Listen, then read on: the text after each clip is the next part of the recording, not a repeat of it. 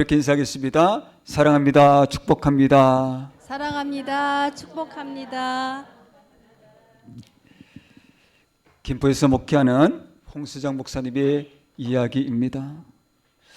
홍수정 목사님의 출생은 그 자체로 비밀입니다. 1970년 조계종 주지스님이었던 아버지와 또한 전화교환원, 그 당시에는 전화교환원이 있었죠. 전화교환원과 사랑에 빠지게 됩니다. 아버지가 대시를 한 거죠.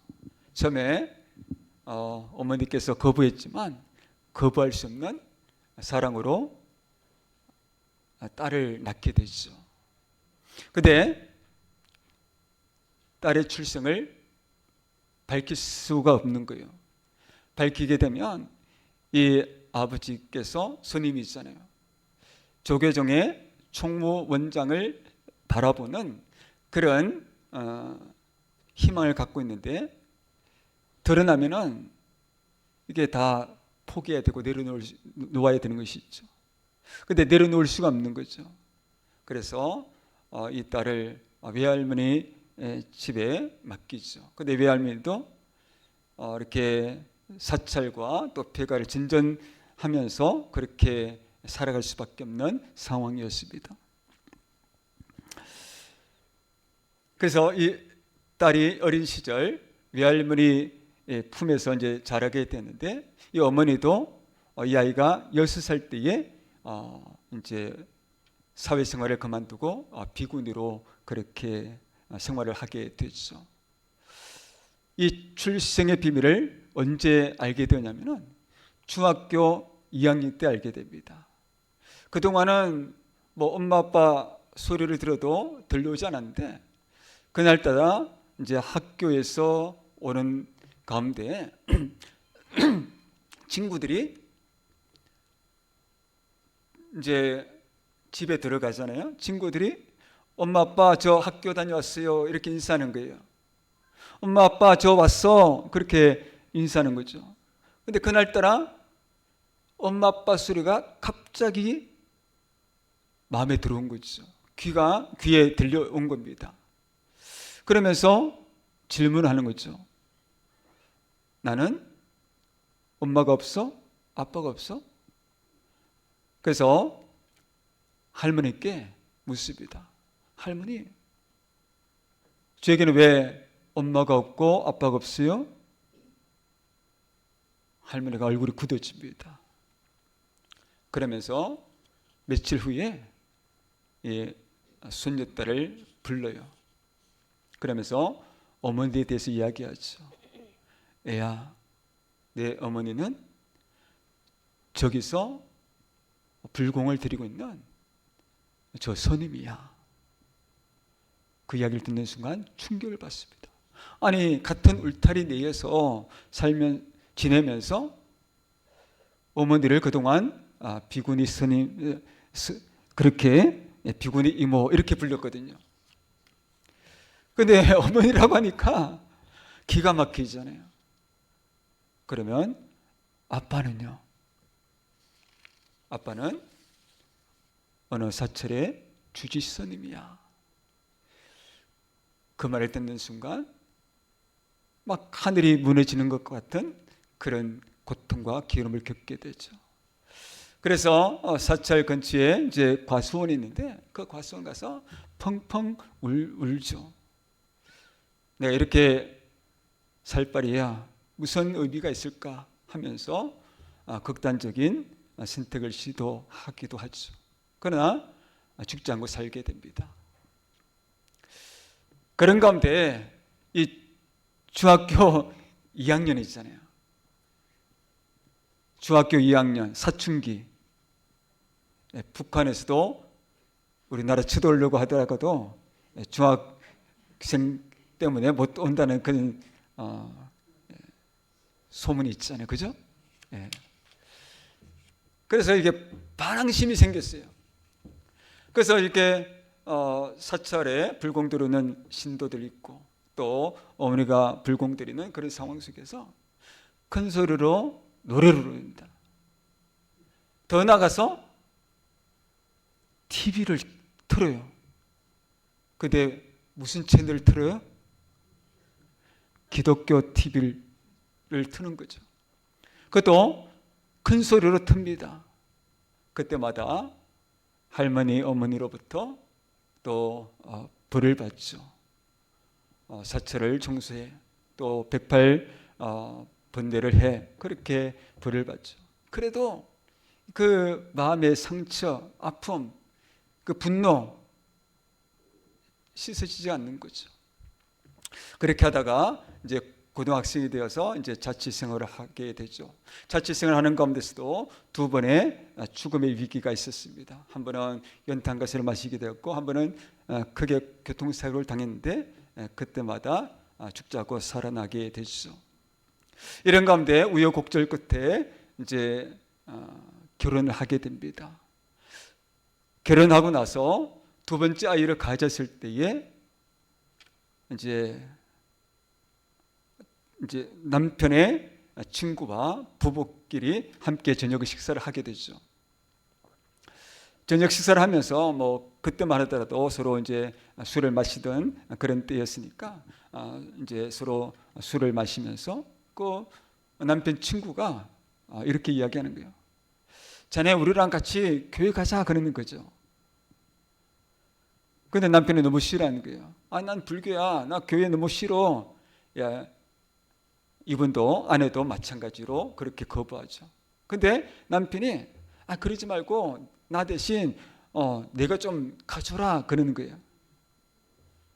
그렇게 하다가 둘째 아이를 출산하고 한 5, 6개월 동안 이 아이가 많이 아팠어요. 그래서 응급실에 가기도 하고 그렇게 심적으로 너무 힘드니까 그러면 뭐 몇 개월 전이었지만 이제 지인하고 약속한 게 있으니까 한번 교회에 가야 되겠다 하는 마음을 가지고 교회를 출입하게 됐죠. 근데 그때가 주일날 이제 전도 축제가 있는 날이었어요. 전도 축제할 때에 이제 목사님께서 여러 말씀을 전하는 가운데 하나님은 당신을 사랑하십니다. 그렇게 선포하는 거예요. 근데 그 말 속에 이분의 마음에 꽉 다가오는 한마디 단어가 있었습니다. 그것이 무엇일까요? 사랑이라는 단어였어요. 사랑? 그동안 사랑을 받지 못했잖아요. 어머니를 어머니라고 부르지도 못하고 아빠를 아버지라고 부르지도 못하고 아버지의 사랑, 어머니의 사랑을 받지 못하는 그런 아픔이 있잖아요. 그리고 남편과 함께 살고 있지만 그 마음의 아픔과 상처, 분노 사라지지 않았던 것이죠. 그런데 하나님께서 당신을 사랑하십니다. 사랑? 생각이 되는 것이죠. 나의 아픔, 나의 고통, 나의 분노 이 자체를 그대로 하나님께서 나를 사랑하신다? 내가 뭔데? 내가 뭐라고 이 부족하고 연약하고 상처투성인 나를 하나님께서 사랑하시는지 그 사랑이라는 단어가 마음에 와닿은 것이죠. 성령님께서 역사하셔서 그 마음의 문을 열어주셨고 하나님의 은혜를 받고 예수를 믿게 됩니다. 이후 예수를 믿고 나서 하나님의 뜻 가운데 신학을 공부하고 목사님 되셔서 지금 목회하고 있는 거죠.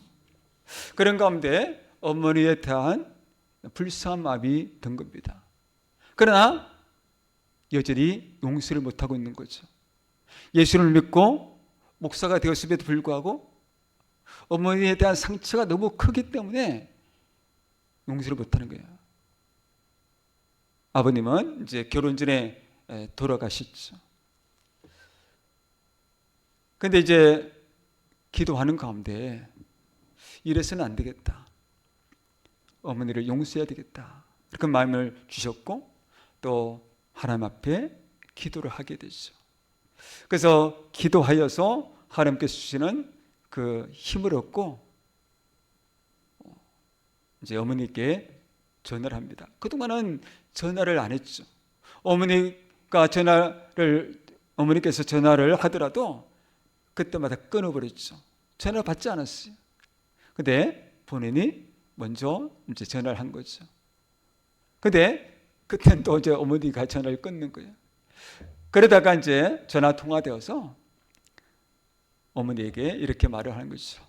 어머니, 저랑 같이 교회 가요. 그렇게 권한 것입니다. 그럴 때 어머니 반응이 뭐였을까요? 야, 종교는 개인이야. 나는 나대로 갈 테니까 너는 너대로 그냥 잘 믿어. 이제 그때는 이제 어머니께서 비구니 생활을 청산하고 일반이 되었는데 그렇게 이야기하는 겁니다. 그런 가운데서도 이제 계속 어머니에 대해서 기도하고 또 그렇게 지내다가 또 한번 전화를 드렸습니다. 그때에 어머니께서 알았다 하는 거예요. 그래서 지금은 어떻게 됐을까요?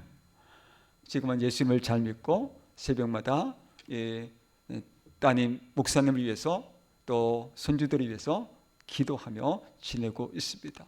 아멘. 마음의 아픔, 상처, 분노가 있었지만 하나님 앞에 내려놓고 용서한 마음으로 어머니께 전화를 드리고 또 용서를 구하고 그렇게 함께 믿음 생활하자고 권면했을 때에 하나님의 은혜가 임하였고 받아들이게 된 것이죠. 그래서 서로 지금은 너무나도 잘 지내고 있는 거죠. 이처럼 용서라는 것, 이 용서는 회복의 역사가 있습니다. 아멘. 분노마저도 볶는 녹도 녹게 만드는 그런 힘이 있는 겁니다. 용서 결코 쉬운 게 아니죠. 그러나 하나님의 사랑의 크기와 높이와 길이와 넓이를 깨닫게 되면 원수까지 사랑하는 삶을 살게 됩니다. 아멘. 오늘 본문의 말씀은 예수님께서 가르쳐 주신 기도, 주기도문에서 용서와 관련된 내용입니다. 우리 같이 함께 읽어봅니다. 우리가 우리에게 죄진 자를 사하여 준 것 같이 우리 죄를 사하여 주시옵고. 아멘. 현대의 성경으로 다시 한번 읽습니다. 우리가 우리에게 죄 지은 사람들을 용서해 준 것 같이 우리 죄를 용서해 주소서. 아멘.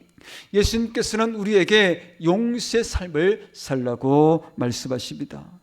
그렇다면 우리는 어떻게 용서의 삶을 살아갈 수 있을까요? 먼저 하나님의 용서의 은혜를 입어야 합니다. 아멘.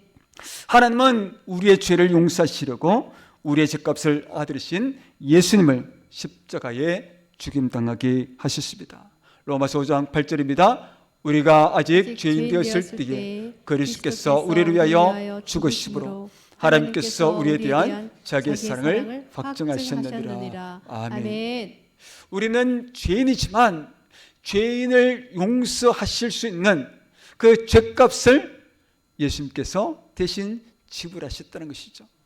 예수님께서 십자가에 죽으셨다는 것, 하나님의 아들이시기 때문에 온 인류의 죄값을 몽땅 짊어지시고 십자가에 달려 죽으실 수 있는 겁니다. 그래서 누구든지 예수 그리스도를 믿는 자마다 하나님의 은혜로 우리의 죄가 용서받고 거룩함으로 하나님의 자녀가 되는 것입니다. 아멘.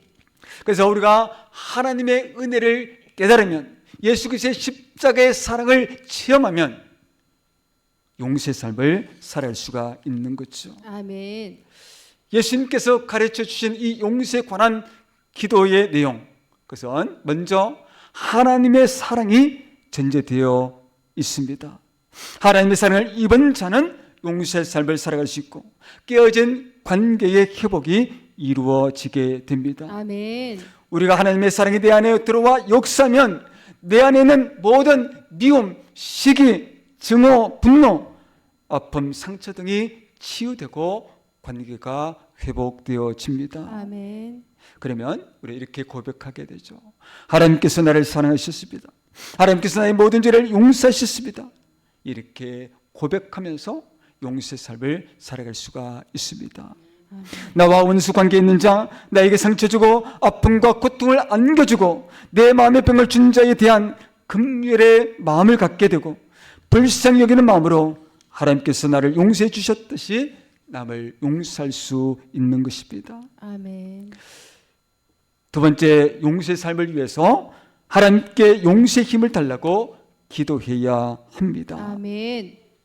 본문 12절에 사하여 준 것 같이 해서 사하여 주다, 이 헬라 단어가 이런 의미를 담고 있습니다. 버리다, 포기하다, 더 이상 간직하지 않다. 그래서 마태복음 4장에 보면 예수님께서 제자들을 부르시는 내용이 나오는데 특히 베드로와 안드레 형제를 부르시는 내용이 납니다. 그들에게 예수님께서 말씀하시죠. 나를 따라오라. 내가 너희를 사람을 낚는 어부가 되게 하리라 라고 말씀하시죠. 그러자 베드로와 안드레는 그물을 버려두고 예수를 따르게 됩니다. 여기서 버려두다 라는 단어가 오늘 예수님께서 가르치시기도 사하여 주다, 이게 똑같은 단어라는 것이죠. 그래서 용서한다라는 그것은 버리는 것을 말합니다. 포기하는 것이고 더 이상 간직하지 않는 것이죠. 나와 관계된 사람의 잘못, 상처, 아픔, 고통, 괴로움을 안겨준 자의 잘못을 다 내려놓고 더 이상 내 마음에 담아두지 않는 것을 말합니다. 그런데 우리는 쉽게 그렇게 나에게 잘못한 사람을 용서할 수 없다는 것이 문제이죠. 용서 쉬울까요? 어려울까요? 예, 어렵죠. 어려운 문제예요. 특히 나에게 깊은 상처를 주고 평생 씻어도 씻을 수 없는 아픔을 안기고 큰 손해를 입혔다면 더더욱 용서가 어렵죠. 사람들은 너무 쉽게 우리들을 향해서 용서를 이야기합니다. 그까짓 거 그것도 용서 못해? 그러면서 또 한마디 덧붙이죠. 교회 다니는 사람이 말이야, 그렇게 말을 하죠. 교회 다니는 사람은 사람 아닙니까? 물론 우리는 하나님의 아들, 딸이라는 특별한 존재이죠. 그러나 이 세상에 사는 동안 우리는 믿든 믿지 않든 똑같은 사람으로 용서를 하기란 여간 쉬운 것이 아니죠. 그렇기 때문에 우리는 하나님의 용서의 은혜를 입어야 합니다. 아멘. 그리고 용서할 수 있는 힘과 용기를 달라고 하나님께 기도해야 합니다. 아멘. 하나님의 사랑이 내 마음을 가득 채울 때에 비로소 용서가 시작됩니다. 하나님의 사랑을 체험하면 용서의 대상에 대하여 다음과 같은 마음을 갖게 되죠. 용서의 단계 첫 번째는 이해하기입니다. 서로 이해하는 마음을 갖게 되는 것이죠. 홍수정 목사님이 하나님의 사랑을 깨닫고 난 후에 어머니에 대하여 이해하려고 했습니다. 자신의 아픔, 고통, 괴로움이 있지만 엄마도 참 아팠겠구나.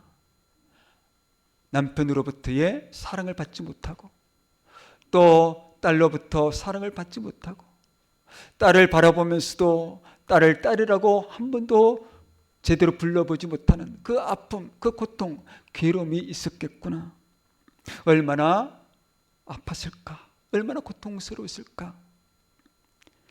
그 어머니의 마음을 헤아렸다는 것이죠. 우리 교회 공동체의 교인들과의 관계도 마찬가지입니다. 교회 공동체가 믿음의 공동체, 사랑의 공동체가 되어야 되죠. 그러기 위해서는 서로 이해하는 마음을 가져야 합니다. 빌립보서 2장 3절 14절 함께 읽습니다. 아무 일에든지 다툼이나 허용으로 하지 말고 오직 겸손한 마음으로 각각 자기보다 남을 낮게 여기고 모든 일을 원망과 시비가 없이 하라. 아멘. 다툼이 없기 위해서, 원망과 시비가 없기 위해서 서로 이해하는 마음, 서로 배려하고 관용을 베풀고 용납하는 그런 마음을 가져야 하는 것이죠. 그럴 때에 교회 공동체가 건강하게 은혜 가운데 거하게 될 줄 믿습니다. 아멘. 이해는 마음의 폭이 넓으면 넓을수록 이해의 폭도 커지게 되죠. 하나님의 사랑의 넓이와 높이와 길이와 넓이를 깨달으면 깨달을수록 이해의 범위도 넓어집니다. 성도 여러분, 하늘보다 높고 바다보다 넓은 하나님의 사랑처럼 우리의 사랑의 폭도 커져서 용서해야 할 대상자를 사랑으로 품고 용서할 수 있기를 주님의 이름으로 축복합니다. 아멘. 용서의 단계 두 번째는 긍휼의 마음으로 기도하기입니다. 용서의 대상자에 대해서 이해했다면 긍휼의 마음, 불쌍히 여기는 마음을 갖게 되죠. 대부분의 경우 용서의 대상자는 자신의 고통에 빠뜨리게 한 원인으로 왜곡되고 굴곡진 악영향을 받았기 때문입니다. 상처받은 자가 상처받은 자를 보듬어 주어야 되는데 그렇지 않을 때가 많죠. 오히려 더 큰 상처를 입히는 경우가 있습니다. 어렸을 때에 가정에서 언어폭력, 신체폭력을 당하게 되면 마음에 상처를 안고 분노를 안고 지내게 되죠. 또 학교에서 친구들로부터 따돌림을 당한다든지 또 외면을 당한다든지 괴롭힘을 당하게 되면 그 마음의 상처, 분노가 있는 거죠. 그러면서 그런 고통 가운데 있으면서 때로는 다짐을 하죠. 나는 이런 폭력적인 엄마 아빠로부터 벗어날 거야. 나는 저렇게 살지 않을 거야. 또 폭력적인 친구들 보면서 나는 그렇게 살지 않을 거야. 근데 어느 순간 자신도 모르는 사이에 똑같은 행위, 더 악을 행하고 있는 자신을 보게 되죠. 얼마나 슬픕니까? 얼마나 괴롭습니까? 근데 하나님의 사랑의 역사를 경험하여서 자신의 아픔과 상처가 치유되면 자신을 고통스럽게 했던 자에 대하여 이해하면서 긍휼의 마음을 갖게 되죠. 측은하다, 불쌍하다. 그러면서 남의 아픔을 나의 아픔으로 여기게 됩니다. 내가 얼마나 고통스러웠는지 알잖아요. 그러니까 상대방에 대해서 참 얼마나 아팠을까, 얼마나 외로웠을까 그렇게 느끼게 된다는 것이죠. 그러면서 상대방을 위해서 기도하게 되는 거죠. 하나님, 제가 그 사람을 용서할 수 있을까요? 저는 자신이 없지만 하나님께서 은혜를 베풀어 주시면 용서하겠습니다. 용서할 수 있는 마음과 용기를 주세요. 이렇게 기도하면 당장 내 안에 있는 상처, 내 안에 있는 분노가 가라앉을까요? 그럴 경우도 있지만 그렇지 않을 때도 있습니다. 그렇지 않다면 계속적으로 그 문제를 놓고 기도해야 할 기도의 제목이라는 것이죠. 그래서 끝까지 하나님께서 나에게 평안을 줄 때까지 그 원수에 대한 마음이 가라앉을 때까지 기도하는 겁니다. 그래서 하나님께서 용기를 주셔서 이해하게 되고 용납하게 되고 그래서 상대방을 찾아가서 용서의 손을 내밀 수 있게 되는 것입니다. 아멘. 그래서 용서의 단계 3단계는 용서의 손을 내밀기입니다. 아멘. 하나님께 기도하고 결단하면 하나님께서 주신 용기로 말미암아 상대방을 찾아가서 만나 용서의 손을 내밀 수 있습니다. 자녀로서 부모로부터 받은 아픔과 상처, 그동안 이해하지 못하고 마음의 분노와 또한 증오로 가득 차 있지만 하나님의 은혜로 그 증오심이 사라지고 분노가 사라지고 부모에 대한 측은히 여기는 마음 갖게 되고 기도하면서 이제 용서의 손을 내밀러 가게 되죠. 아무 말 하지 않았다도 엄마 아빠를 바라보면서 그동안 제대로 불러보지 못했던 엄마 아빠를 부릅니다. 엄마 아빠 사랑해요. 그러면 그 순간 침묵 가운데 하나님께서 역사하셔서 그 마음의 문을 열어주셔서 서로 부둥켜 안고 사랑의 화해를 손을 잡고 눈물바다가 되는 겁니다. 하나님께서 터치해 주시기 때문에, 하나님께서 어루만져 주시기 때문에 그것이 가능한 것이죠. 그래서 용서는 결코 내 힘으로 되는 게 아닙니다. 하나님께서 역사해 주셔야 가능한 것입니다.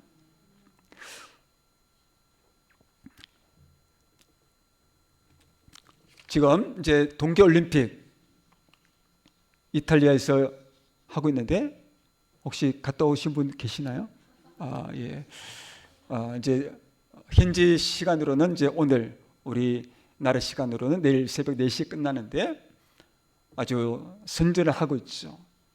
그중에 며칠 전에 우리 쇼트트랙 여자 3000m 계주에서 메달 땄죠. 무슨 메달 땄어요? 잘 안 보시는가 보구나. 예, 금메달 땄죠, 금메달. 근데 언론에서 그 5명 선수가 있잖아요. 준결승하고 결승 포함하면 5명의 선수가 이제 출전했는데, 그 중에 5명 중에서 2명의 선수를 스포트라이트로 이제 조명을 하는 그런 내용들이 기사에 실렸습니다. 누구와 누구죠? 심석희 선수와 최민정 선수입니다. 이 두 선수가 이제 그 8여 년 전에 2018년 평창 동계올림픽에서 1000m 이제 쇼트트랙 경기에서 서로 부딪히게 되죠.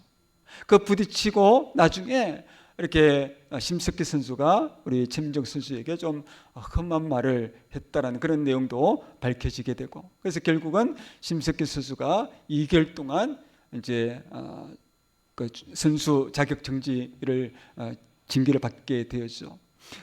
그런 가운데서 7, 8년 동안 서로 앙금이 있어서 서로 화해하지 못했죠. 이들이 그 쇼트트랙 계주의 최합의 조합인데, 그게 이제 주자를 교체할 때에 체격과 밀은 힘이 좋은 선수가 가볍고 빠른 선수를 밀어줘야 되는 겁니다. 그러니까 그 밀린 힘으로 추진 있게 나아가서 상대방을 추월할 수가 있는 거죠. 이게 최상의 조합인데, 그동안 서로 갈등의 골이 있으니까 같이 뛰더라도 이렇게 서로 접촉하지 못하도록 그렇게 된 거죠. 그러다가 이제 최민영 선수가 이번 동계 올림픽을 앞두고 이제 화해의 손을 내밀었습니다. 이렇게 해서는 그동안 메달을 못 탔거든요. 뻔할 걸 알면서 이렇게 해서는 안 되겠다 싶어서 화해의 손을 내밀었고, 또 이번 동계올림픽 가운데 심석희 선수가 생일인데 또 생일 축하를 해주고, 그렇게 좀 마음의 문을 열었습니다. 그래서 결국은 둘이 화해하고 또 서로 이렇게 하나가 되어서 금메달을 따게 된 것이죠. 이처럼 용서는 아름다운 열매를 맺게 된다는 것입니다. 아멘. 성도 여러분, 우리는 하나님의 사랑, 용서의 은혜를 입은 자들입니다. 아멘. 그러므로 우리도 용서의 은혜를 베풀며 살아야 합니다. 아멘. 하지만 용서란 결코 말처럼 쉽지 않습니다. 그러기에 우리는 하나님의 사랑을 기억하며 하나님께 용서할 수 있는 힘을 달라고 기도해야 합니다. 아멘. 그러면 하나님께서 도와주십니다. 아멘. 먼저 나를 변화시키고 상대방의 마음을 다스려 주십니다. 이로써 용서를 통해서 하나님의 은혜의 풍성함을 얻게 되는 것입니다. 아멘. 이 역사가 우리 모두에게 있기를 주님의 이름으로 축복합니다. 아멘. 기도합니다.